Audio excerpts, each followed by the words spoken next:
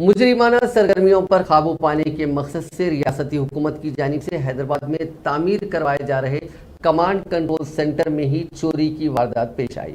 نامعلوم سارقین کل بنجارہ ہلز میں زیر تعمیر police command and control centre سے لاکھوں روپے مالیتی کاپر کے وائروں کے بنڈلوں کی چوری کر گئے۔ بنجارہ ہلز پولیس نے کہا کہ تقریباً 38 بنڈلوں کو تعمیراتی مقصد کے لیے رکھا گیا تھا، جن کی چوری کر لی گئی۔ اس کی مالیت تقریباً 10 لاکھ روپے بتائی گئی ہے۔ پروجیکٹ مینیجر سریش کرشنا کی شکایت پر پولیس نے مقدمہ درج کر کے تحقیقات کا آغاز کر دیا۔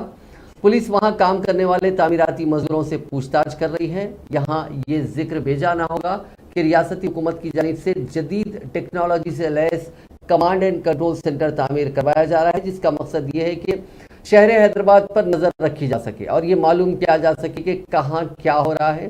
اسے ریاست کے دیگر اضلاع سے بھی مربوط کرنے کا منصوبہ ہے تاکہ مجرمانہ سرگرمیوں پر قابو پایا جا سکے اور مجرموں کی فوری گرفتاری کو یقینی بنایا جا سکے۔